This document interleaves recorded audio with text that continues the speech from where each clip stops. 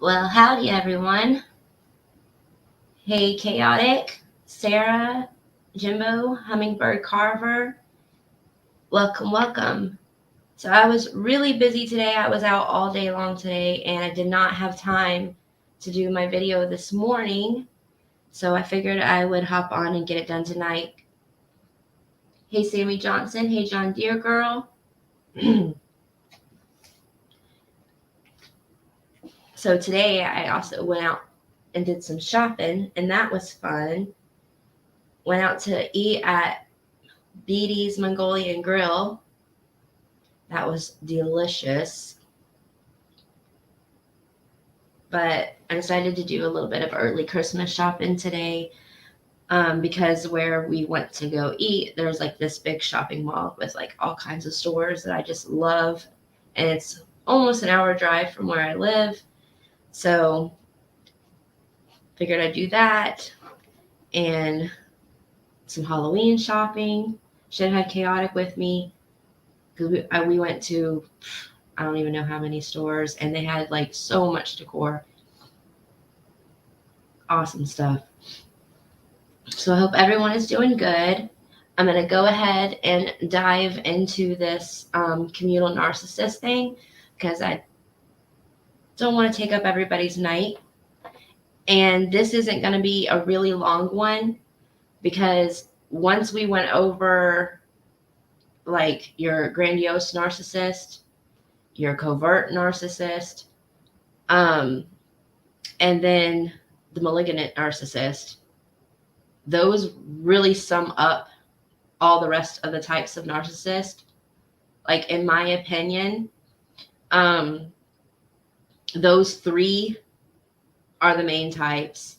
And then they say that there's 4 other types, but they're like all just kind of branches off of those 3.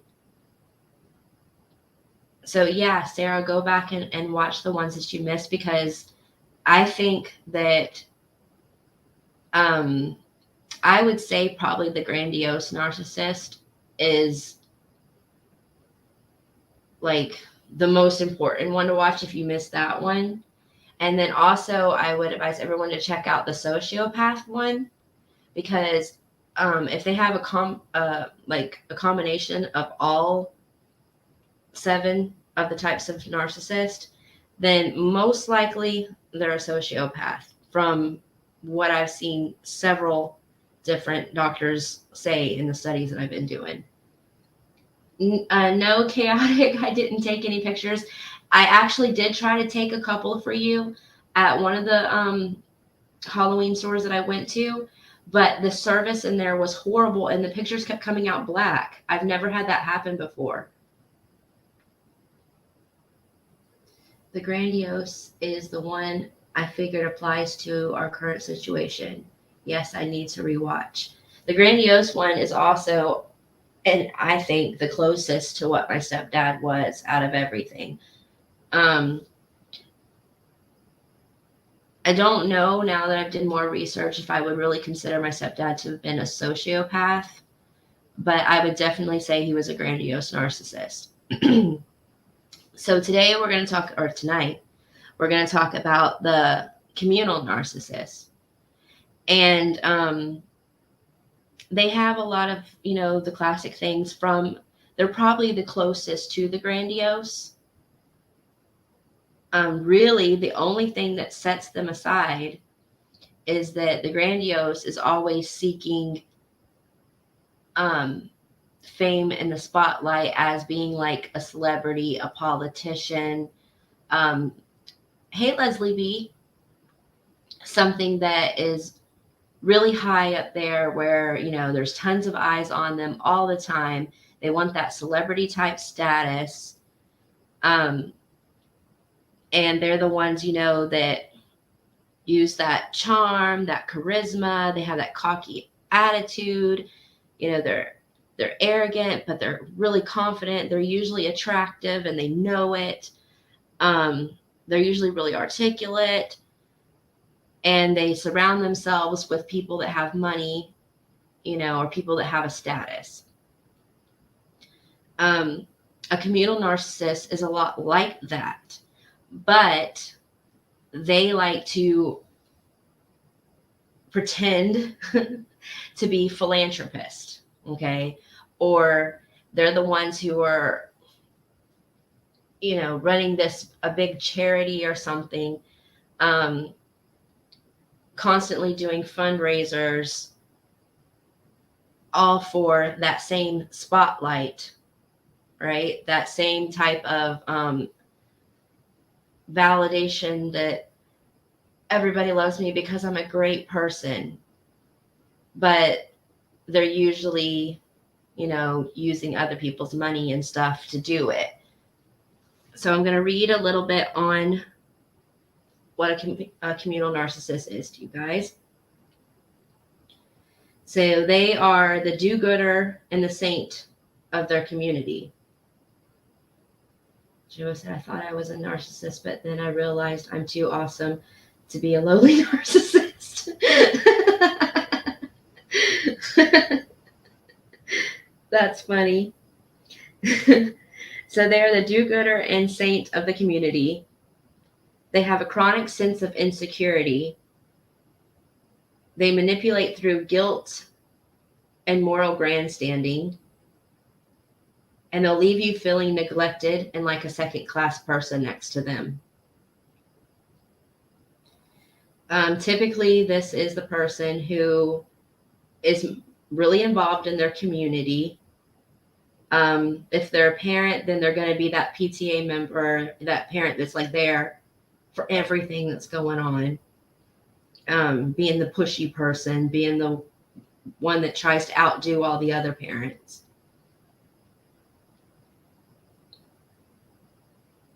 So they organize things within their community. And this is, here we're talking about someone who usually has money to back up things. They want to appear like the best, most loving, outward person that there is, but they neglect their own homes, their relationships, and their children, emotionally and physically. Because everything they do, they're putting on a show for people who are watching them, to the world. They often announce how much money or support that they have given to others. They really want people to know who they've helped and how much they helped that person. They put down their child's needs. They insist that their own life is full of meaning and purpose. Their child often feels needy, neglected. They devote more time to helping others than helping their own children. And they usually fly under the radar because they appear to be so wonderful to the outside world.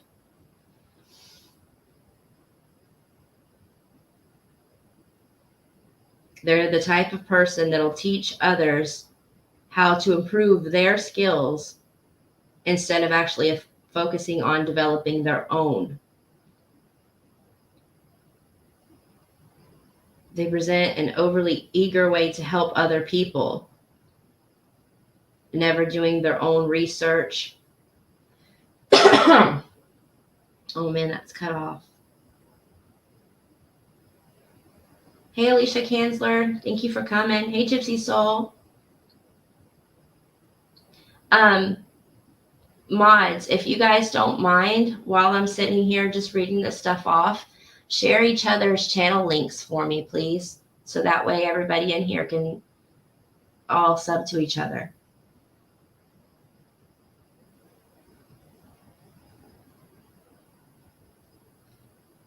All right, here's some things that a communal narcissist thinks. These are all on Psychology Today. They think, it says, I am the most helpful person that I know. I'm going to bring peace and justice to my community. I'm the best friend that someone can have. I will be well known for the good deeds that I have done for people. I am going to be the best parent on this planet.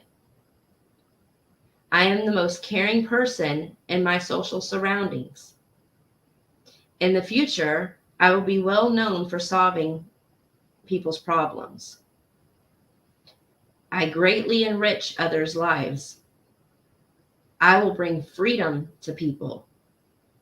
I am an amazing listener.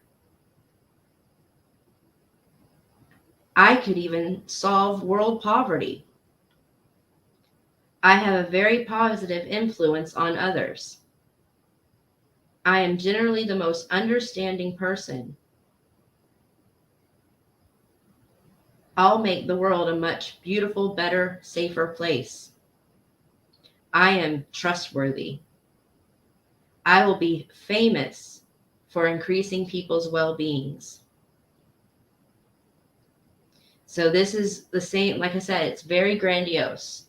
Like we heard about the other, that type of narcissist.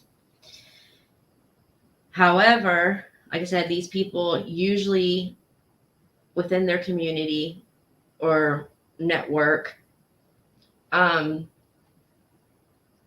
will puff themselves up, and they're so confident puffing themselves up that they suck other people in because people don't really know them very well, and they hear all these wonderful, great things that they're saying and all this great stuff that they're going to do, and it's stuff that people are for, and so they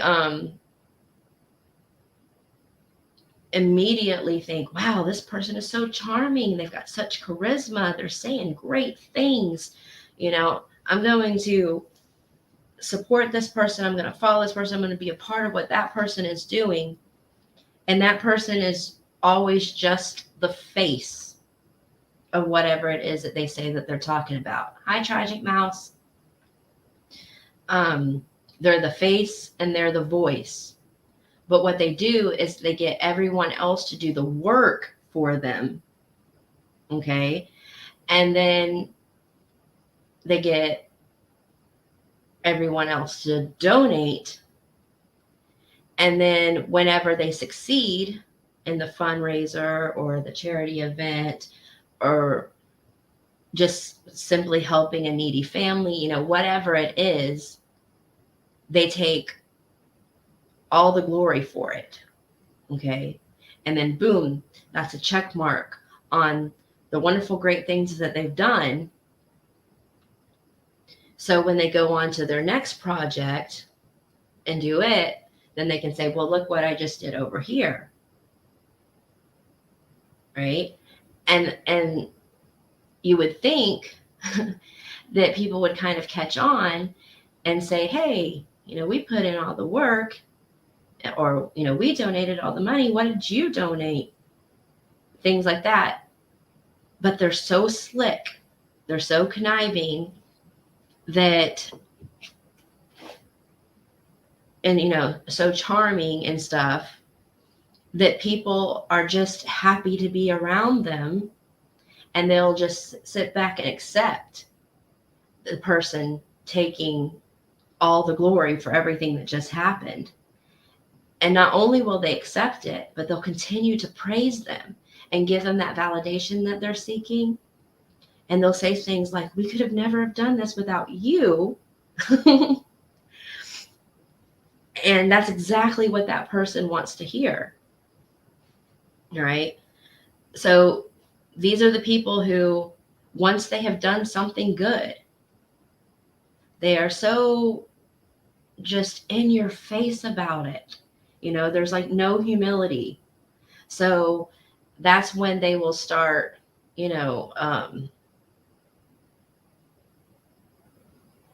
like for instance, I went to this charity event one time, and there was a guy who was putting the event on, and it was a anti-human trafficking awareness event. Okay.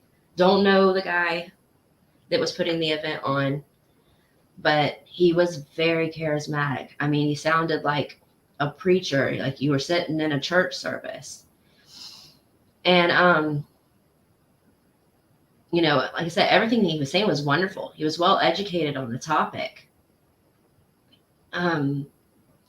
But after the event was over, when you go to kind of walk out and you go into the front room, he had buttons with his face on it. He had t-shirts with his face and name on it. He had this little small book type thing that he wrote, and it was signed by, each of them was already pre-signed by him with his face right on the front. And you start to think, was this really about human trafficking awareness, or was it about this guy? And I'm not going to mention the name because I'm not trying to throw this guy under the bus. And I don't know if he is a narcissist or anything like that, but that's just kind of how it came off. And then later on, after the event was over, they posted online on the site that they had all the, donations that came in from that event. And his name wasn't even on there. So it was like he was the face of the entire event, but yet it didn't appear that he gave anything personally himself. Another example, and I hope this doesn't offend anybody, but as I was doing my research and studying this, I actually saw Dr. Ramani bring up this person. And so I did, I looked into it a little bit, and it seems so, I mean, by her opinion and my own opinion, that another communal narcissist would be Ellen DeGeneres, to use for an example. Because, she created that Ellen show, and on there, she definitely has charisma, and, she can be charming, and she's hilarious. And she was helping people all the time, right? Bringing these people on the show and let them tell their story. And then every time the person left the show, they were getting, a $10,000 check or this or that or this, and everybody was like, oh my gosh, Ellen's amazing. Everybody wanted to go on Ellen's show because, you always knew that you were going to get something. But I don't remember if it was last year or the year before, it started coming out, on the news, and employees were coming out, and she ended up losing her show because so many people spoke out about how mean she was when the cameras weren't on her, how she treated her staff, how she treated guests. Even some celebrities came out and said, you can't touch her, you can't talk to her. She didn't even want you making eye contact with her. Everything that she gave away was donated by Mattress Firm, and I can't remember all the other places. I don't even know why I remember the Mattress Firm, but that was one that a lot of people were talking about. So, and I mean, if you've ever watched her show, you see when they bring that check out, it says who actually donated it on the bottom. Or, you know, if it's a kid that's on the show and they're into like Superman or something, then it would be like, what is that, DC Comics that donated all those toys and Superman clothes and stuff like that. So it's not her money that's being donated to the people that come on her show, but she gets all the credit and it's her face that's on everything. And she's all like, you know, be kind to everybody at the end of every show, and portraying to be this philanthropist person, this wonderful, caring, giving person. And everybody loved her for it. But apparently, behind the scenes, she was the complete opposite. And some people said she actually had no empathy whatsoever. Like, they would come into work and be burning up with fever, nose dripping, coughing, everything. And she would just be like, ew, don't touch me, but get to work. You know, wouldn't even let people take the day off, stuff. I mean, really cruel things I heard. I think if you guys know who Sloan is on YouTube, Sloan has a video about Ellen. I think he has a couple of videos about Ellen and what some of the people came out and said about her. She ruined a lot of lives too. And so, and that's, you know, I'm going to say allegedly, but there's a lot out there about it. So to me, that Ellen would be a perfect example to what one of these communal narcissists are. You know, appearing to be a philanthropist, appearing to be, you know, super charitable and loving and full of empathy, just heartbreaking for every tragic story that she hears. And, you know, if it goes viral on the internet and she hears about it, and she's reaching out to those people to come in, and then she helps them. But in reality, it's because they did go viral. So she knows that's going to bring her the views. And then she gives them a bunch of donated money from other places. And the place that did it, the company that donated the money, isn't the one who gets the credit. She is. And then the show goes off, and behind the scenes, apparently she was mean and horrid to everybody. That is a communal narcissist. So pretty much the same traits of a lot of the other types of narcissists who are just fake. I mean, that's pretty much a good way to wrap it up and sum it up, is that, you know, they appear to be a one thing, but they're a total other. I'm going to read some comments now and see what everybody's saying.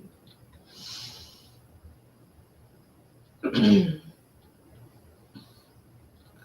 let's see. We'll start here. John Deere Girl said, it does not glorify God when you brag about all the good that you have done for someone else. You are to keep it to yourself, because you do out of love and not for attention and glory. Right. I mean, even in the New Testament, you had the Pharisees and the Sadducees and stuff that were going to give their tithe, you know, and they had to make sure that everybody saw how much they were giving. And they were kind of like bragging about it. Look what I'm doing, you know. And then there was the poor lady who gave 2 pennies and she was laughed at. And Jesus himself said that, you know, that was a sacrifice to her. That was all she had.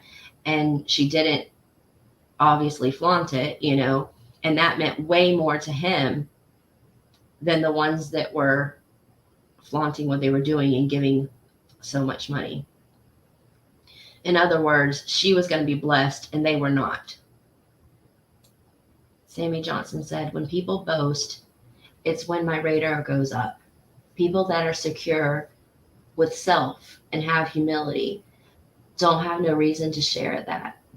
They're sure of themselves and aren't out to prove no power of attention. Yes, exactly.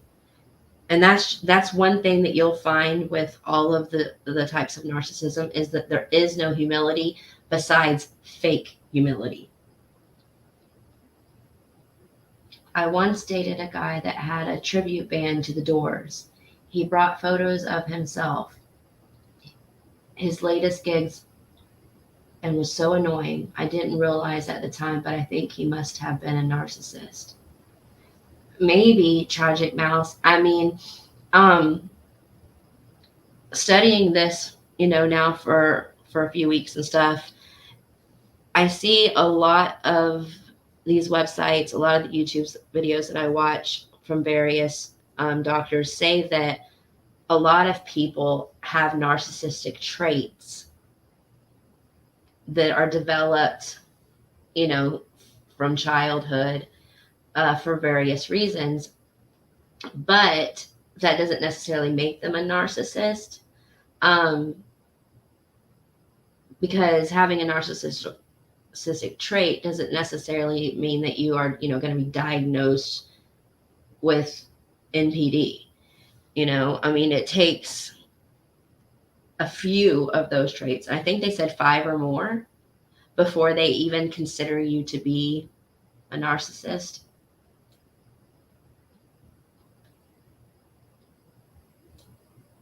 Gypsy Soul says she's dated guys like that too. I'm pretty sure that like all of us could think of people that we think could be a narcissist.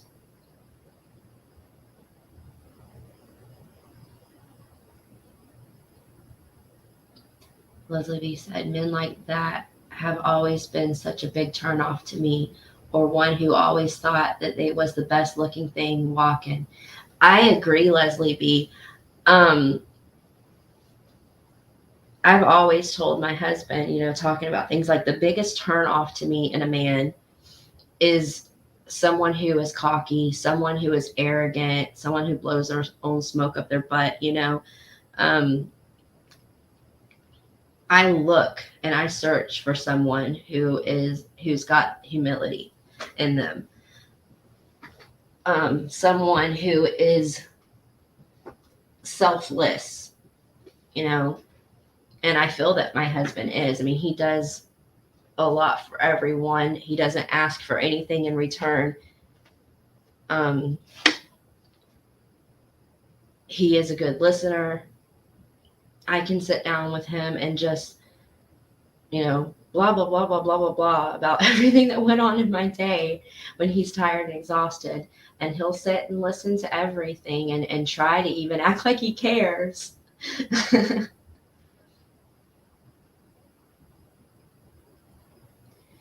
Truth is designed to show. Therefore, true intent, character, and spirit always comes forth. Yes.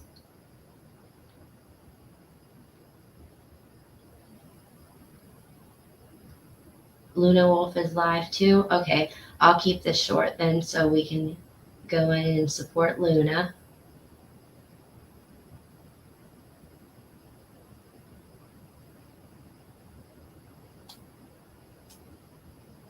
It's a huge turnoff for Sammy Johnson as well. Yeah, and I think that, some men out there mistake being confident in yourself and being bold, as being cocky and arrogant. And I think there's a huge difference.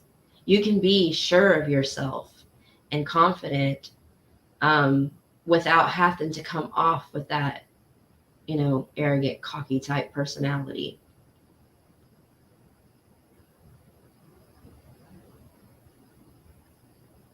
Sarah, I ran up on one of those years ago. His nickname was Itty Bitty Minuteman. Alicia, I only met Luna is live for the late nighters. No rush. She's the late night party for those that are up late. Okay. Yeah, I've jumped in hers late at night when no one else was on and I couldn't sleep. and she's fun. All right, guys. Well, does anybody have any questions? Because, I mean, there's not really a whole lot more to say on communal narcissist. I'm glad I caught your live. I've got the bell on to hopefully catch more. Thank you, Alicia Kinsler. Half the time, the bell thing for me on YouTube never works, or I'll get it like late. My notification will pop up that, you know, someone's went live, and then I'll go on and they've already been live for like 15 minutes. Jimbo said, great info and well researched.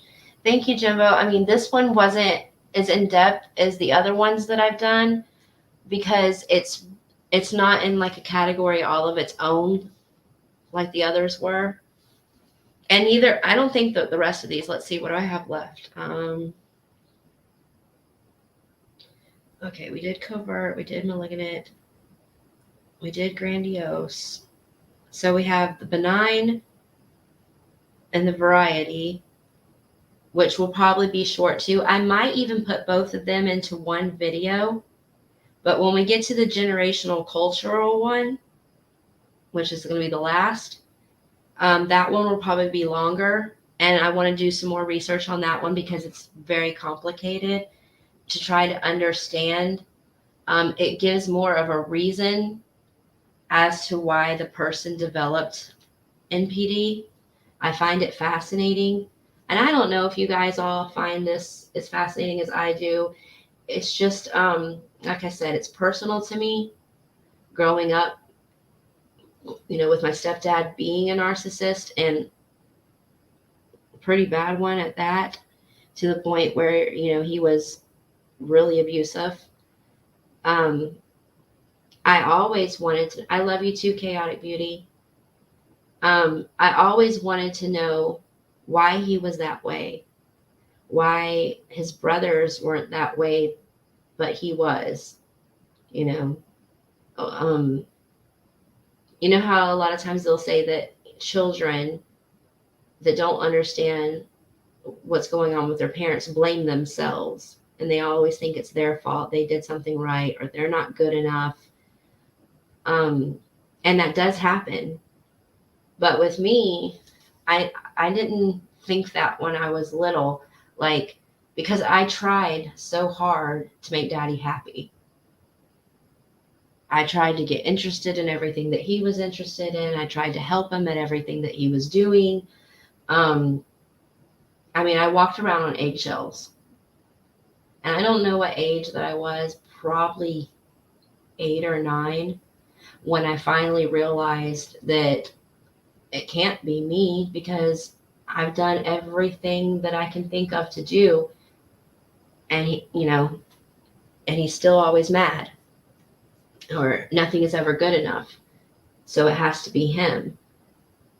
And then it was confirmed one time when my mom tried to leave him, and we went to my grandmother's and hung out at her house, and a couple of my aunts were there, and she was crying, and she was telling them about a big fight that they just had. And everybody was saying, you know, to my mom, it's not your fault, you know, you haven't done anything but try to love him. You work, you bust your butt, you know, paying all the bills. What does he do? You know, and they would say stuff like, it's his own insecurities, it's his guilty conscience, it's his pride, because he doesn't go out and work a job and you do, you know. And I was listening in on everything. But all I could think as a little girl was, well, why? You know, why doesn't he go out and work a job? And why does he lie to everybody all the time?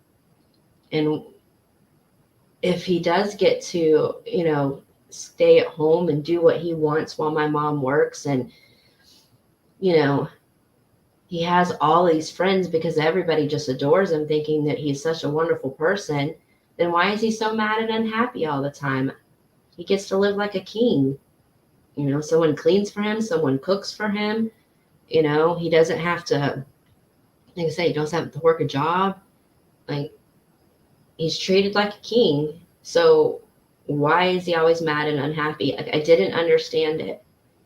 And pretty much my whole life I've tried. Like, I think that's one of the reasons why I'm so into true crime, is because I want to see, like, what's going on in people's heads to why they've done something to hurt somebody. You know, what made them become a murderer, or what made them snap, what made them abuse somebody they love, or, you know, God forbid, kill their child. Like, what kind of person do you have to be to do those kind of things?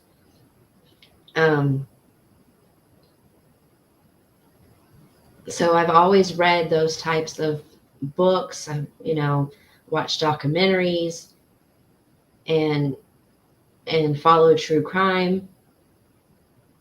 The Christian side of me just thinks that people get possessed and open themselves up to darkness, you know, and then when that happens, they do things that they probably never would have thought that they would have done themselves.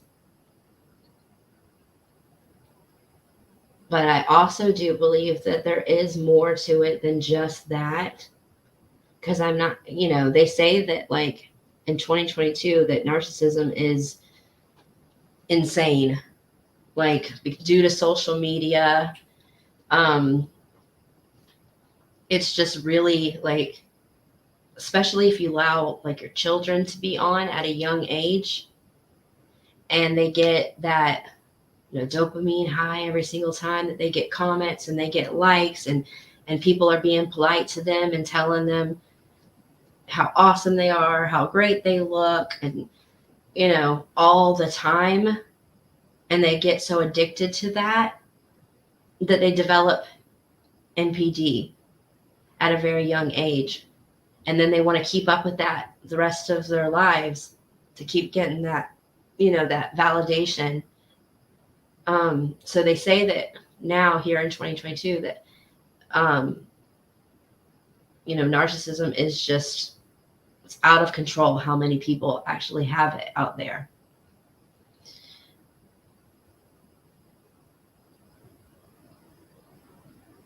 I'm so sorry you went through it. I'm really sorry anyone has. It's terrible, heartbreaking, confusing experience, and it's a lot to unravel. Thanks, Sammy. Yeah, that's the thing. It's a lot to unravel, because every time you kind of think that you've got it figured out, you learn something else, or another thought comes in. And all the studies that I've did for so long, and I just started, like I said, getting back into it in the past 2 weeks, but I've been studying it all for a long time. And every time you think that you've completely, you know, figured it all out, you find out that you haven't. You know, there's more to it. It's more complex.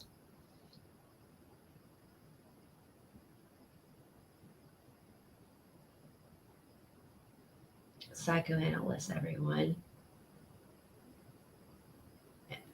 And I mean, one thing I will admit is, because I've been obsessed. I'll say it. I've been obsessed with trying to, you know, figure out, like, why my dad was the way he was, and other people that I've met as well. And I would think that, what's the best way to say this? I don't know. I'm the kind of person that always tries to figure out, like, why somebody's acting the way that they're acting. You know, like, I don't want to come off as being judgy at all for why someone has chosen to live their life in the way that they have, or an addiction that they have. You know, I always try to look for the root cause. And by doing that, I actually kind of think it makes me judgy. Because when I meet someone and I get to know that person, I'm immediately in my mind trying to sum up if this is a trustful person, looking for red flags, because I don't ever want to put myself, hi Jody Farr, I don't ever want to put myself in that predicament again, and get into a relationship with someone, like a friendship wise or something, or even work wise, involved with a narcissist again, like, how my dad was.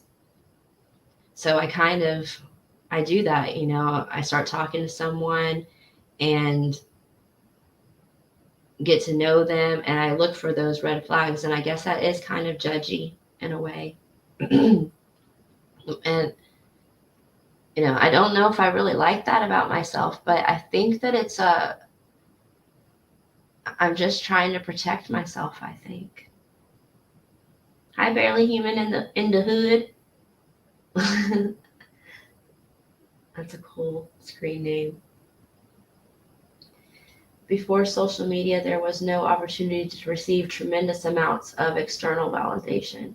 When people do wrong now, rather than look at self to address it, they turn to social media for validation. Right. That's so true. I mean, there's some really good I don't know what you would call them, social media analysts that have done some write-ups on the effect that social media has had on children and on teens and young adults. And it's really sad, but that's the reason why everybody's throwing around the term narcissist so much. It's because so many people have gained narcissistic tendencies, over the last 10 years. It doesn't necessarily mean that they have narcissistic personality disorder, but they definitely have some of the traits.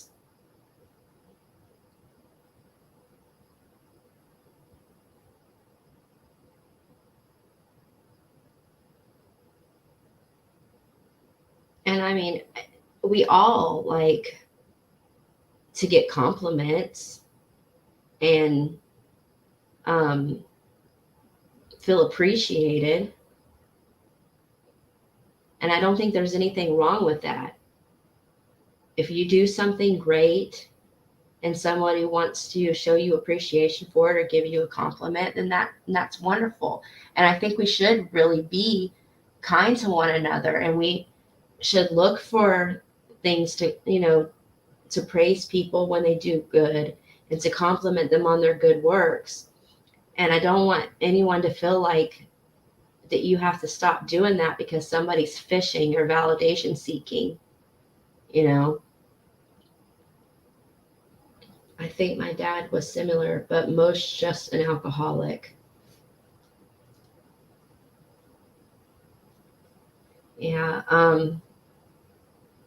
Well, alcoholics are usually, narcissists do tend to be alcoholics because they have so much, almost like an inner hate for themselves and insecurity. And so they can't handle their own feelings.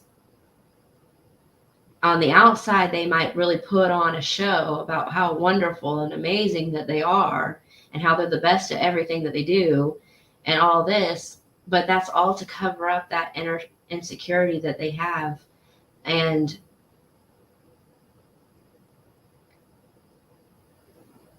in a way, it's almost kind of like they reject themselves for who they really are. They want things out of life, but they don't want to put in the work or the effort, or they don't think that they're actually really smart enough to do it. Whatever it may be. So they're all talk and no action. And then at the end of the day, that's really hard. So they feel like a failure, even though they'll never admit it. And they use alcohol or drugs to cover up those feelings. My son's father was like that too. I worked and supported our son. He didn't and demanded $30 a day. Later found out he was hanging at bars. He had absolutely no regard for us. That's sounds like one, and I'm so sorry to hear that, Tragic Mouse. But yeah, they're very self-centered. They only think about their own wants, desires, needs, feelings, and when it comes to others around them, they honestly don't care. They can pretend like they do, but they don't.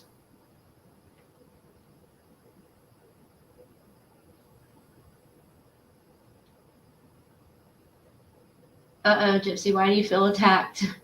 Did I miss something?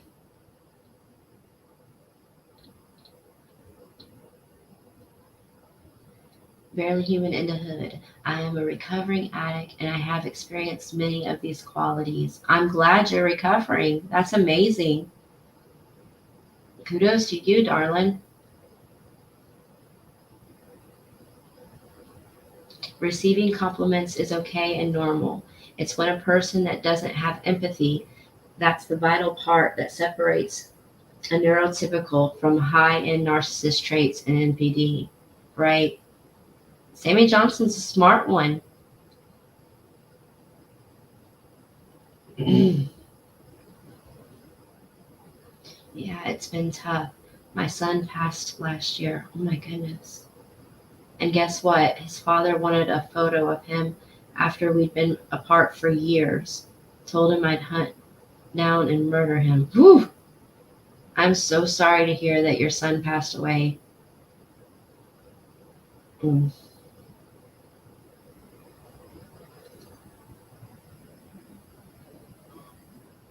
I don't want to know. Okay. All right.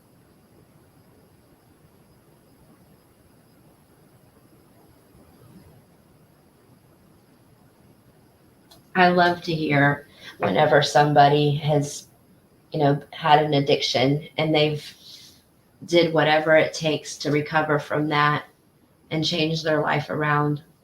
To me, that's one of the biggest success stories that there are out there. It takes a strong person and you got to admire them for it. My guess is most narcissists don't ID themselves with that. We never even heard that word until 2000s around the kitchen table. Right. And I think that, well, actually, one of the studies that I was reading said that narcissist was actually a word that was only really used by high class, wealthy people. They said it wasn't something that most Americans over here even wouldn't know what meant, or most people wouldn't even have the traits because everybody was, going back in time some. Typically, the man was out working his butt off all day to supply for his family, and the woman was at home taking care of kids, running the household, doing her thing, and everybody was busy, and it was really hard to be self-centered at that time. It wouldn't have worked. People wouldn't have survived like they can get away with today. And so with the rise of the internet and, wealth for the most part, that's what's developed narcissists, which we're going to talk about more in my video that I do on the generational narcissist. But yeah, as far as the other part that you said there, Jody Farr, there's a really great video that Dr. Ramani puts out on YouTube, and I think it's called "Does a Narcissist Know They're a Narcissist?" And she explains it really well that Or no, it might be the one where it says, when they know you know. That might be what it's called. When they know that you know. Um, anyways, she talks in that video about how deep down they do know. Like if they ever stop and let themselves think, and somebody has confronted them about it, then they're like, ooh, they were right. It makes them really angry, but they will admit to themselves that they're right. But then that scares them even more, like depresses them even more. So then they immediately start to make excuses for their actions and cover it up. I love this topic, Alicia. It hits close to home. My parent and brother having NPD, and I'm similar in interest to want to know why some people do terrible things. Thank you for covering it. Yeah, Sammy, I'll probably, because I'm so obsessed with this topic, I'll probably go to my grave one day still reading everything that I can on it. You learn something new with, every time that I read a new book on the topic or a new article that came out or I watch another video, I always learn something new or see something in a different light.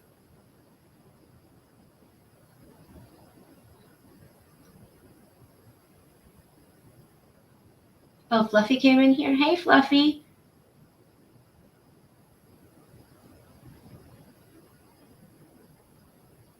Fluffy, I promise I'm going to go to bed soon.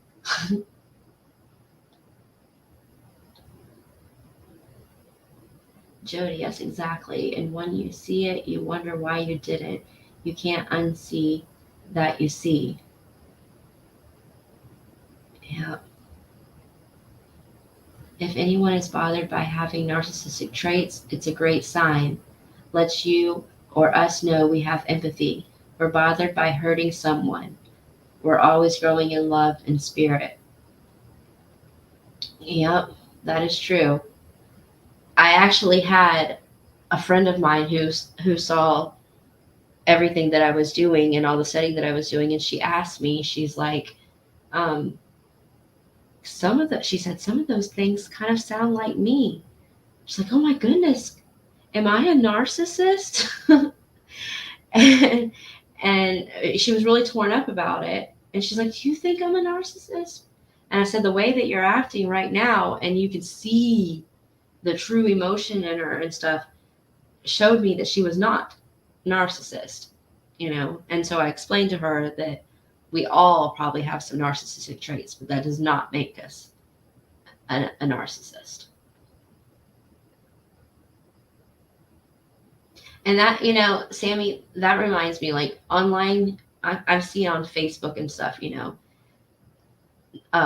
take this test to see if you're a narcissist. And I just kind of find that silly because a real true narcissist is probably never even going to think of taking one of those tests. And if they were on Facebook and they came, scrolling through and they saw that, they're immediately going to be like, whatever, and scroll right past it. They're not, even going to be concerned into taking it. If somebody is so concerned that they may be a narcissist that they want to take the test, then they're probably not one.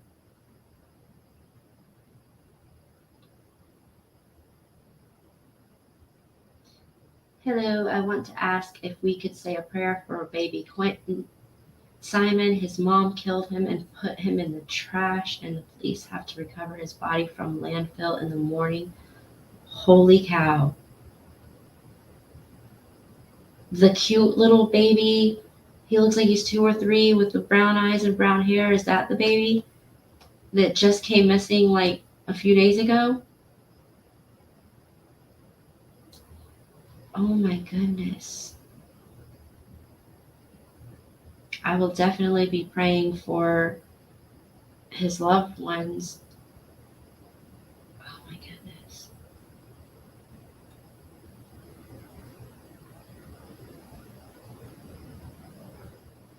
I know this. Until I owned these traits and took responsibility for them, I don't believe I would have accepted recovery as an option. Well, probably 90% of therapists, doctors, psychiatrists, psychologists, all will say that a narcissist can never change. There are some out there, that's why I said 90%, that say that it is possible. If you can actually somehow or another get one into therapy and really work with them and break past all their denial and all of their excuses that they make. But you guys know that I'm Christian, and I believe that Jesus, when he truly saves a person, changes them from the inside out. Yes, they still have to deal with their fleshly ways, but their spirit is renewed, and now they have the Holy Spirit living inside of them. And I think that can change anybody from anything. And that's why I said my stepdad was absolutely horrible, borderline sociopath, had just about every narcissistic trait that's on the list, was abusive, physically, verbally, mentally, until he found the Lord.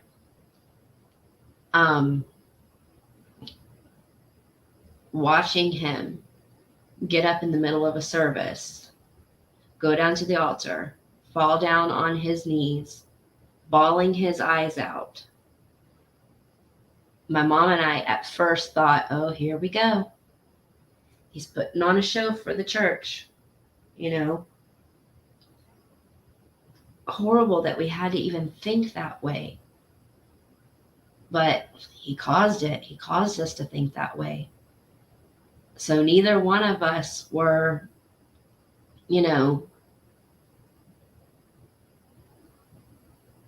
feeling too emotional watching him do all of that. But on the way home from church, he kept saying, I never seen things the way that I saw them today. The Holy Spirit really reached out to me. I just lost it, and we're like, okay, that's great. That's wonderful. Well, that was 16, 17 years ago. And something happened within him, because you rarely hear him ever name call anyone anymore. He's not easily pushed to anger like he used to be. He still can have angry spouts at times. He's not grandiose at all anymore. He's got a humility about him now. He actually takes the time out to call me and my siblings and see how we're doing. He offers to help, and he actually follows through. There's a lot of change that's happened within him. So it is possible. I wonder if narcissists are ever fully aware of what they are doing, either in the moment or self-reflection. I would say yes. I think at times they have to know that they're really putting it on. They have to know that they're lying. I think they get caught up in their own excitement and their own goal of whatever it is that they're doing, that it just all comes out. Maybe they can't control it. Like, have you guys ever said, you get into a fight with somebody, or, a verbal argument with somebody or something, and you just say things that you really didn't mean to say. Like, it just came out from pure emotion. And then later that day, you feel really bad. You feel guilty. You lay down at night to go to sleep, and the whole conversation is running through your head, and you're like, I should have said this instead of this. I should have done this instead of that. Like, what came over me? And now you can think with a rational, logical mind when you couldn't during the argument. I kind of feel like that's the best way to describe a narcissist on a daily basis. Like, they get caught up in their impulsiveness and their excitement and their own, grandiosity type personality, that they just diarrhea of the mouth things, and they don't stop themselves. When it's all said and done, I'm sure they do say to themselves, like, why did I say that? Now I'm going to have to come up with a cover for what I said, or an excuse, or blame someone else for what I said, something. I know what you mean, Alicia, about the online test. Exactly. Right? Yeah.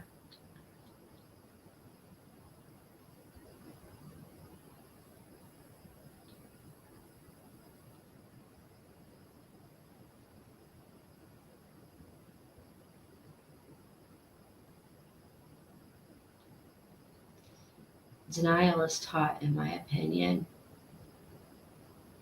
Yes, only Jesus can change someone. Amen. There is an answer. Yeah, that is incredible, Alicia. Amen and amen. I'm happy for you, Alicia. Or I should have said nothing. Oh, Jody, thank you for coming in here, and thank you for being happy. And yes, Jesus can change someone. I totally agree. Love makes most of us deaf, dumb, blind, and stupid. At least for me, it has. Oh, I agree. I mean, that's what they say, rose-colored glasses. They have, so many different phrases for it. We fall in love with somebody, or lust with somebody, or whatever it can be. We just see somebody as being an amazing person, and almost idolize them, or we see them as a hero, and then it just makes us overlook all the bad until it just knocks us in our face and we can't overlook it anymore. All right, guys, I've been on for over an hour. I'm going to get off here, and I'm going to say some prayers for Quentin. Oh my gosh.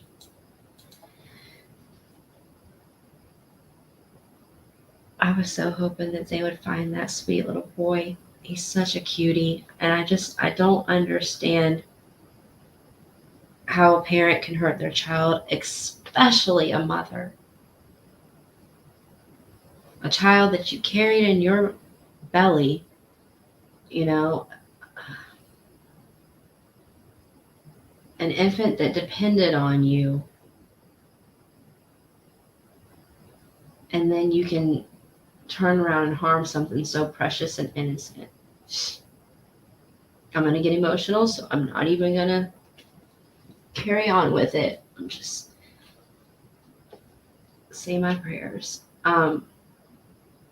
And I'll pray for everybody else who's on the prayer list. Is there anybody else that needs to be added to the prayer list before I go? And if there's anyone who wants a copy of the prayer list, you can email me, aliciaturner81@gmail.com. Alicia, I can't take the thought. Imagine how that baby felt not understanding. That's what I mean. That's what I mean, Sarah. If I think about it too much, I can't deal. I'll never understand how a parent can do something like that. Good night, Alicia. Pray for me, please. Serious pain and dry heaps for days since last Saturday. All right, Jody Flores. I will definitely put you on the list. Get you.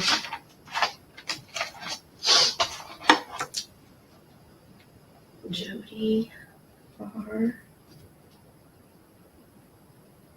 pain and dry heaves. Gotcha, hon. Thank you. Wonderful and important conversations. Love and prayers to each of you. God bless everyone. I mean my words from my heart. You are beautiful souls. I know you do, Sammy. And I thank you for coming in here and giving some good advice. All right, guys. Love you all. I hope you guys have a great night. Please pray for one another. Keep me in your prayers. And I'll see you around.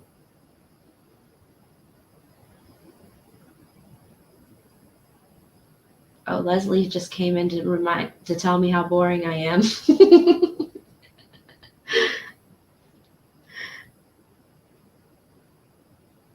Thank you, Alicia. Good night, all. See y'all later.